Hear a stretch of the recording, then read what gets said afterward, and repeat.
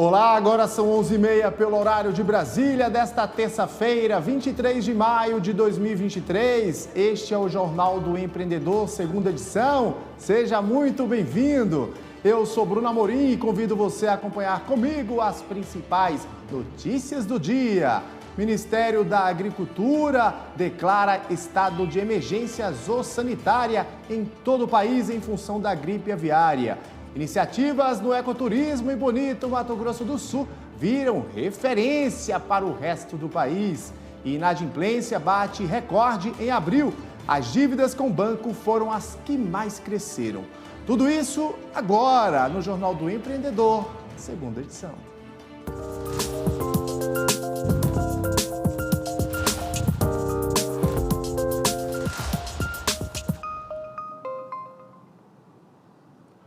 O Ministério da Agricultura declarou estado de emergência zoossanitária em todo o país pelo prazo de 180 dias em função da detecção de casos de gripe aviária em animais silvestres no Espírito Santo e no Rio de Janeiro.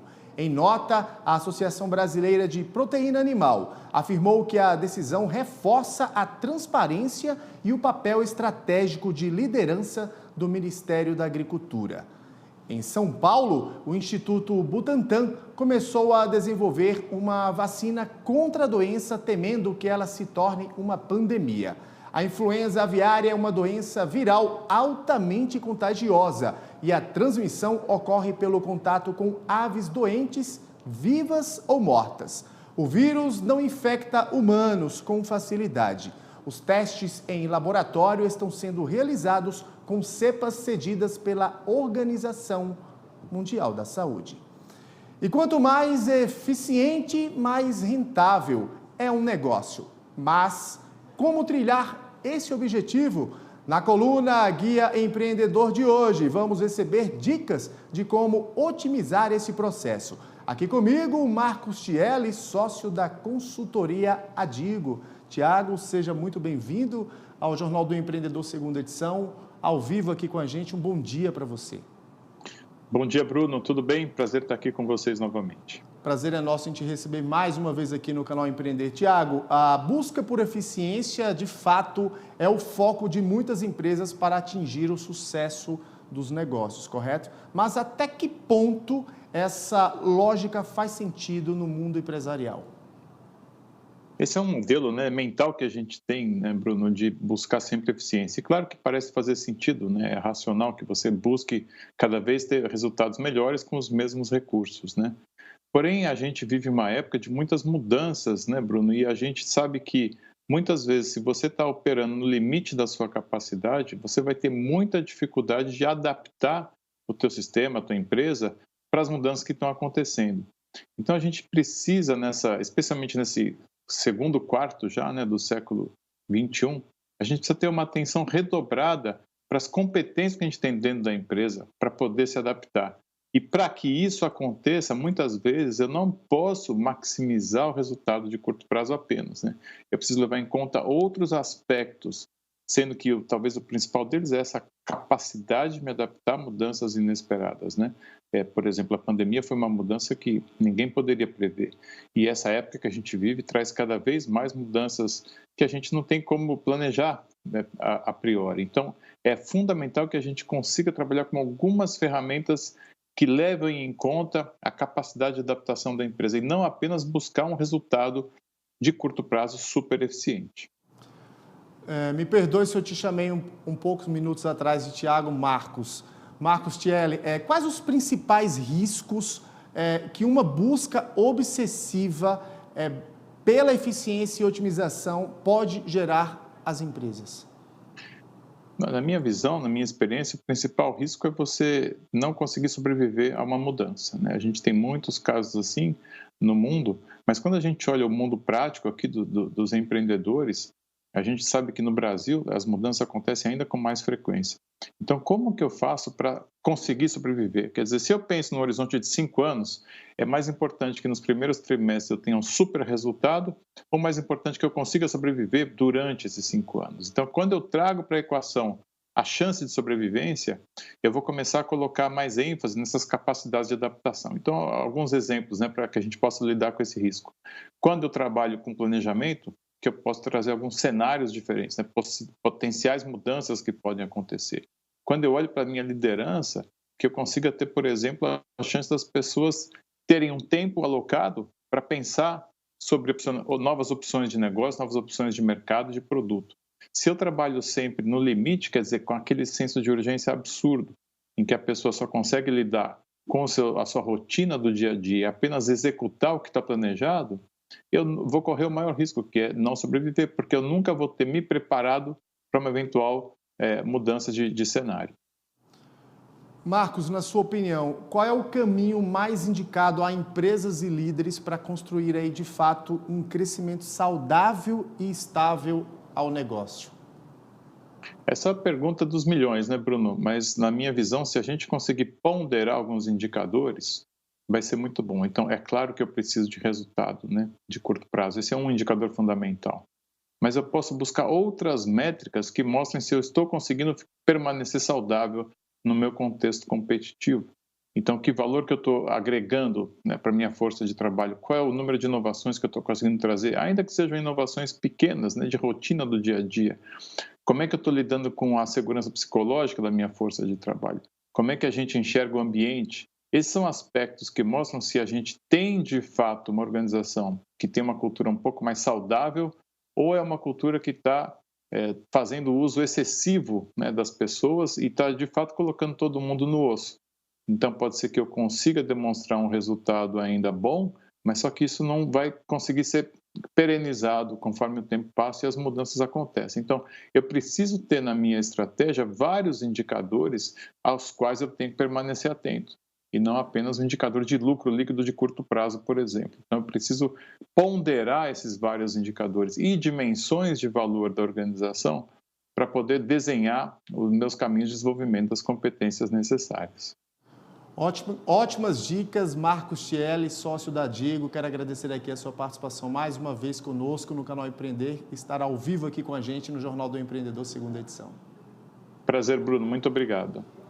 Empreendedores rurais de diversos portes e segmentos têm encontro marcado aqui na capital federal. De hoje até sábado, o Agro Brasília conta com 500 mil metros quadrados repletos de inovação e tecnologia para o agronegócio.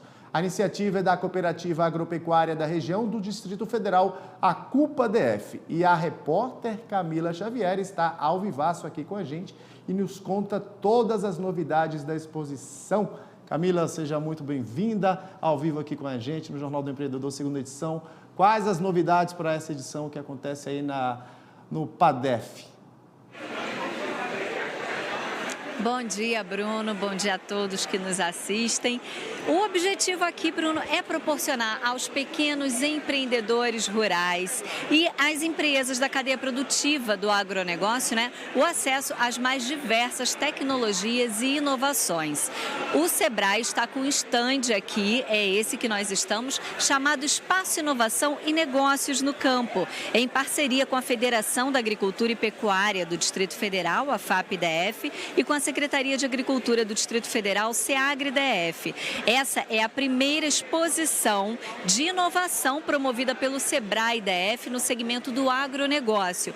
Aqui, Bruno, nós temos 8 estandes de startups, são 10 dedicados a instituições parceiras e empresas de tecnologia. Tem também artesanato, temos aqui também, olha, dá para a gente ver vários produtos alimentícios regionais e muitas oportunidades de negócios, Bruno. A Feira Agro Brasília, ela acontece sempre das 8 às 18 horas, vai até o dia 27 deste mês, aqui no Parque Tecnológico Ivaldo Sense, no PADEF. Bruno, eu volto com você aí no estúdio. Obrigado, qualquer inovação você volta aqui com a gente. Camila, muito obrigado pela sua participação aqui com a gente. E a gente volta com mais notícias aqui no Jornal do Empreendedor, segunda edição. A gente segue aqui. E no próximo bloco, a diversidade nas empresas e no setor financeiro é tema de seminário no BNDES. Eu volto daqui a pouquinho. Não sai daí.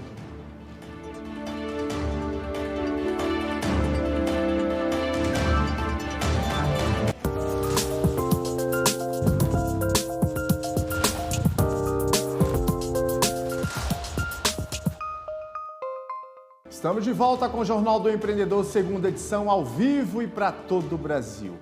A diversidade nos negócios é tema de um seminário do BNDES e da Open Society Foundations. Especialistas brasileiros e internacionais abordam os caminhos para ampliar a participação de minorias étnicas e raciais nos setores financeiro e empresarial no Brasil. E quem está ao vivo conosco é o repórter Alessandro Vieira.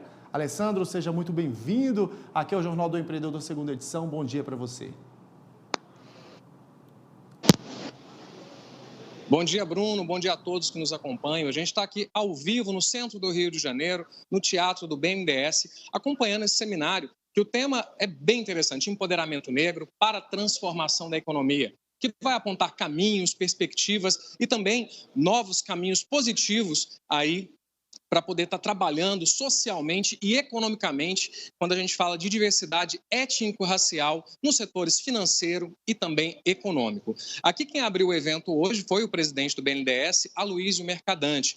As palestras acabaram de começar e a gente espera ainda no final do dia a presença da ministra da Igualdade Racial, Aniele Franco. Quem conversa agora com a gente é a economista Thaís Custódio. Thaís, muito obrigado pela presença aqui com a gente. Eu queria saber de você o seguinte, como esse evento pode colaborar para que, de fato, a gente veja essa transformação aí na prática, Thaís? Esse evento é muito importante, né? A gente está vivendo um marco na história de ter um evento desse porte depois de tantos anos, e a gente vem vivendo uma política de sucateamento, principalmente no debate racial. Então, ter um movimento como esse e que, de fato, tem tarefas e entregas palpáveis de curto prazo é extremamente importante. Fiquei muito feliz de ver tantas pessoas queridas, não só de movimento negro, mas pessoas, CEOs e outros atores negros e que estão ligados diretamente ao debate da economia. Os desafios são muitos, Thaís. São muitos, muitos mesmo. A gente está extremamente atrasado nesse debate, mas eu acredito que essa nova conjuntura, as coisas devem acelerar um pouco mais. Tem como falar de crescimento econômico sem a gente falar de racismo? Não tem como falar. A gente tem uma sociedade ainda muito desigual, como o professor Mário acabou de dizer aqui na palestra, né? Temos muitos elementos que a gente precisa avançar e não tem uma perspectiva de um desenvolvimento econômico, social, se com a questão do racismo ainda muito atravessado, né? A gente vive num país muito racista e é difícil mesmo a gente conseguir ultrapassar as nuances que o racismo faz com o corpo negro, principalmente o corpo retinto. Mas eu acredito que tudo tem o seu tempo e aos poucos a gente está conseguindo avançar nas pautas, mas é urgente que outros atores estejam envolvidos, porque só a gente, enquanto pessoa preta, não consegue avançar nesse debate, não consegue acabar ou pelo menos diminuir a questão do racismo. Então, não tem como a gente ter uma sociedade que de fato construa políticas públicas e tantas outras coisas se a gente ainda está afincado com a estrutura do racismo. Thaís, muito obrigado pela participação. É importante a gente lembrar que a gente está comemorando essa semana o Dia Mundial da África. E não adianta apenas não ser racista, é importante também lembrar de ser antirracista. A gente segue aqui acompanhando o evento e você fica com mais informações aqui durante a nossa programação. Bruno, é com você. Obrigado, Alessandro, pela entrevista. Obrigado à nossa entrevistada também. E a inadimplência bateu recorde em abril, de acordo com o índice medido pela Confederação Nacional de Dirigentes Lojistas e pelo Serviço de Proteção ao Crédito. Ela alcançou mais de 66 milhões de consumidores, ou seja, 4 a cada 10 brasileiros estavam no vermelho, um aumento de 8,08% em relação ao mesmo período do ano passado. As dívidas com bancos foram as que mais cresceram. E o trabalho desenvolvido por empresários do ecoturismo em Bonito, Mato Grosso do Sul, é referência para empreendedores de várias partes do Brasil. Guias, agentes de viagem e operadores se deslocam até a cidade para conhecer de perto as possibilidades de negócios. O Rio Sucuri é um dos destinos mais procurados por turistas que admiram a fauna e a flora abundante em Bonito. Distante 290 quilômetros de Campo Grande, capital do Mato Grosso do Sul. Com 1.800 metros de extensão, é uma das águas mais transparentes do mundo. O rio possibilita uma visibilidade de até 40 metros de profundidade.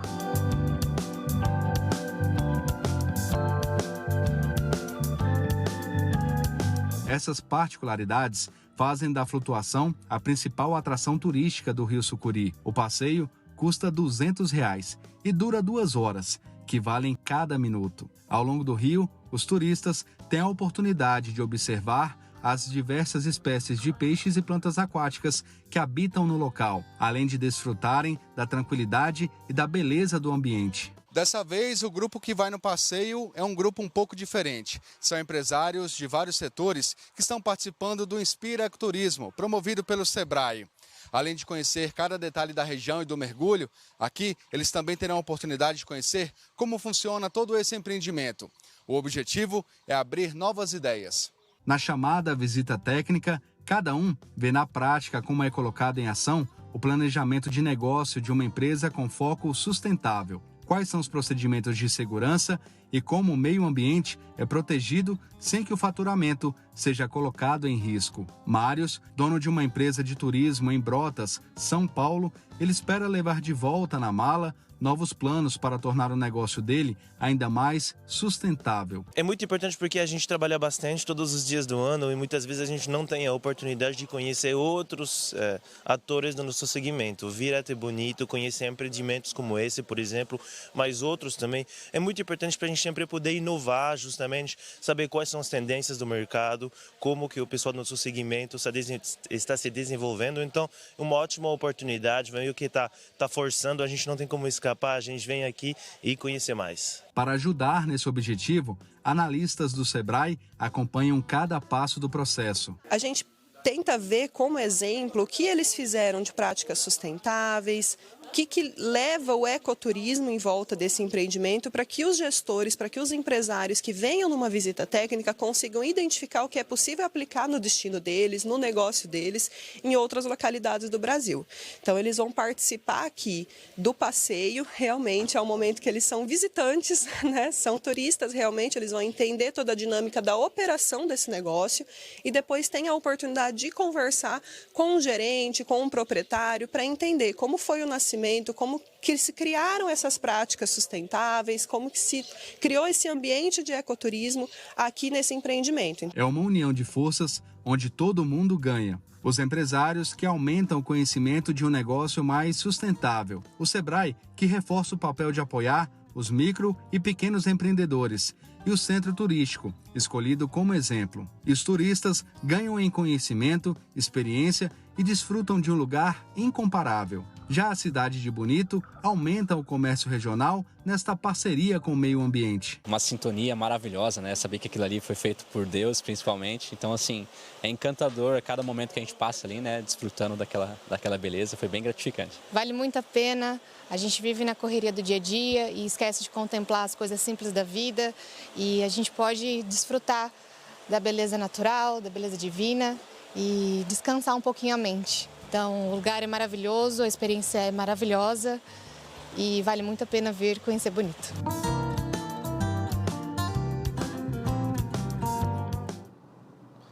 Fazer um match entre as principais redes de franquia do país é o objetivo da Franchising Expo, que chega a São Paulo no próximo domingo.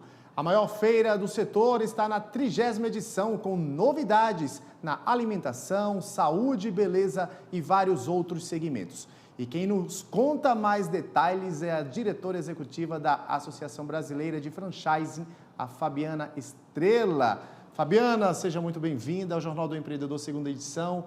Bom dia para você. Bom dia, Bruno. Bom dia a todos. Nós estamos aqui a mil, com a energia alta para essa nossa 30ª edição da ABF Franchising Expo, que já é hoje a maior feira de franquias do mundo, esse ano de 28 de junho a 1º de julho, com mais de 400 marcas expositoras em diversos segmentos, todos crescendo. No último ano, nós tivemos resultado positivo em absolutamente todos os segmentos, com 14,3% de crescimento no total em relação ao ano anterior. E é como você bem falou, né? Considerada já a maior feira do mundo e com certeza, né, Fabiana, a feira ela é um espaço para quem quer de fato investir em uma franquia, correto? Correto, exatamente. Como nós temos aí vários expositores trazendo tudo que existe de novo aí nos negócios em franquia, os negócios já consolidados, em segmentos como alimentação, educação, saúde, beleza, turismo, entretenimento, tecnologia, além das micro franquias, ou seja, tem negócio para todo mundo. O nosso credenciamento é muito fácil, o credenciamento online já está aberto para compra antecipada com valor promocional e justamente é um ambiente onde a gente traz também conhecimento sobre franchising para que cada pessoa que vá lá e que queira abrir o seu negócio no mundo do franchising possa fazer isso com muita consciência e com uma escolha bastante positiva. E para quem quer, Fabiana, investir em um modelo de negócios como de franquias, vai ter franquias aí a partir de quanto, por exemplo? Então, nós temos franquias de todos os valores, né? Visitando o nosso portal do franchising da BF, você vê desde investimentos ali em torno de R$5 mil até investimentos maiores. Então, tem franquias para todos os bolsos e a gente está aí vindo de um ano onde a gente chegou a 185 mil unidades franqueadas no nosso país, um recorde de número de unidades, recorde também de faturamento. Ano passado foram 211 bilhões de reais. E também nos empregos, sim, o franchising gera aí em torno de 8 a 9 empregos diretos por unidade franqueada. O ano passado a gente alcançou aí o número de 1,6 milhão de empregos diretos. Então, tem sim negócios para todos. A gente vê alguns segmentos se destacando mais, mas no último ano nós crescemos em todos os segmentos de forma bastante positiva. Hotelaria e turismo, e alimentação, saúde, beleza e bem-estar, a gente viu crescendo aí acima de 20%, mas todos os segmentos são positivos e é muito importante que o candidato a franqueado que vai lá nos visitar, conhecer os negócios, já vá tendo estudado qual o segmento que se identifica mais, as marcas que ele acha mais interessante. É importante lá também visitar a nossa arena do conhecimento para aprender ainda mais sobre o sistema de franchising, para que ele seja um empresário franqueado ou futuro franqueador, quem sabe, né? Bastante positivo, atuante e que consiga os melhores resultados possíveis. Ou seja, uma excelente oportunidade para quem quer empreender e para quem quer começar pequenininho, ou seja, oportunidades também, principalmente para o micro e pequeno empreendedor, não é isso, Fabiana? Exatamente, a gente tem muitas oportunidades, como a gente falou ali, desde as micro franquias, e o bom do franchising é que você sai na frente com franquia, né? Porque não precisa pensar no negócio do zero, a marca já existe, já é um negócio testado, tem todas as informações consolidadas, tem um modelo já a ser seguido, fornecedores pré-estabelecidos, então tem muita coisa acontecendo já na marca, e o franqueado, quando entra, investe nesse negócio, ele sai na frente justamente por isso, porque ele vai aprender para o negócio, tudo que deu certo até este momento, e a partir do momento que ele entra para a rede ou entra para a marca, ele começa a contribuir também, porque apesar do franchising ter muito na sua base a padronização, né, a reprodução de um modelo de negócios, também é um trabalho extremamente colaborativo e as redes justamente crescem porque tem em cada franqueado ali uma inteligência, uma diversidade que acaba contribuindo positivamente para o desenvolvimento dos negócios. Rapidinho, Fabiana, começa dia 28 de junho, vai até 1º de julho. Como participar? Como se inscrever? Então, pode se inscrever através do site, certo? É muito fácil entrar no nosso site lá da ABF e buscar pela nossa ABF Expo e já fazer essa ativação. E nós vamos estar lá a partir do meio-dia, então, do dia 28 de junho. A feira sempre vai até a noite. São 32 mil metros quadrados de área total, com praça de alimentação, com todos os expositores lá à disposição para tirar suas dúvidas, a nossa arena do conhecimento. O ingresso vale para todos os dias da feira, então você pode ir mais de um dia também para poder estudar sobre franchise, estudar sobre os negócios com calma e tomar a melhor decisão possível e esse ano ainda se tornar um grande empresário aí do franchising também. Com certeza. Fabiana Estrela, quero agradecer aqui a sua participação ao vivo com a gente no Jornal do Empreendedor, segunda edição. Muito obrigada.